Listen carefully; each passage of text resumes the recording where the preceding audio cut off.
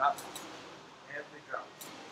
So interesting enough, I've actually seen Mary. There was a couple of spilled drops of sandalwood on the floor. She ran over, put it right on her face. She was not going to waste that oil.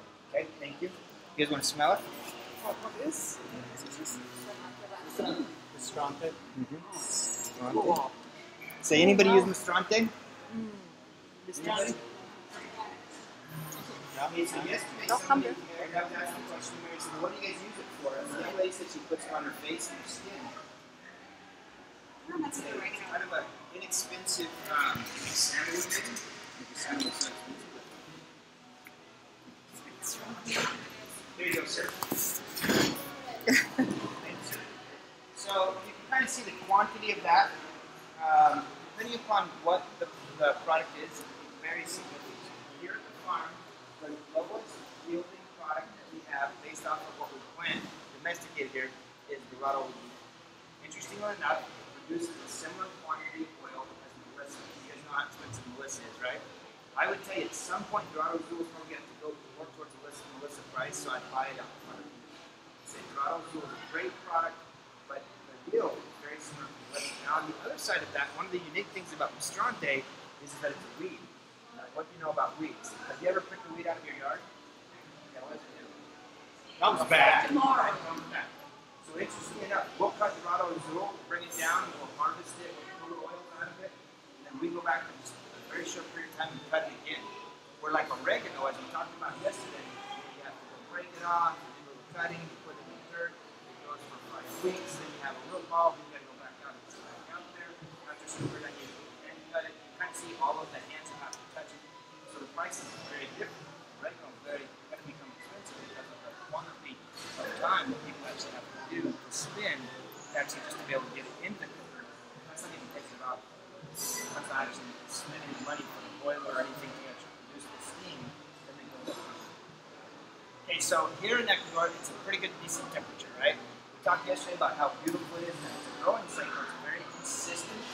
You know, every day the same kind of quantity of sun. The problem is that you can get the same quantity of sun. There's no real way of cooling stuff. So right now we produce steam. It comes out of the boiler, comes through the comes up into an injector, through the material, comes back up, and it comes down to this condenser before it drops into a separator. What they found was that they couldn't get the condensers cold enough. So Gary called back to the United States and said, hey, what are we going to do? Guys, I've got to get this stuff cold. And so there was some conversation about at 12 feet below the surface, it's always at a certain temperature. And you know what's interesting is Ecuador is not like everywhere else, I guess, because even though he dug down and put coils into the ground and ran water coils, it wasn't cool enough. You know, regardless of what they were doing, they weren't seeing the same drop. So they talked about a closed system, and they want like $250,000. So Gary didn't have $250,000. So what we have right over here behind us is what they came up with. So they actually went through and looked at what they could do. These are freezers. These are commercial freezers kind of thing. So you can see kind of come over here. See, so they actually run the condensate water into it. There's actually a number of copper piping. Obviously, we don't want it to freeze and bust. So instead of having water, what do we provide? Antifreeze. And this is some really inexpensive ways that we've been able to. Ingenious. Yeah, ingenious is right. Is to be able to come up with a method to be able to cool the water to extract the oil here in Ecuador, even though the temperature would never really allow that. I would tell you that we don't have this problem in Ireland.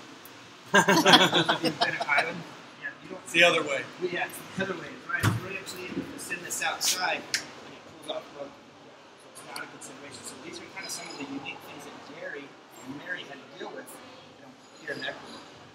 Some of the other things they talked about was the mentality, the change. You know, one of the longest workers that's been here from Chito, his name's San Francisco, we're calling him Chito. He actually threatened Gary with a machete, like Mary talked about. Now he's one of Gary's biggest advocates, just because he comes to work for us.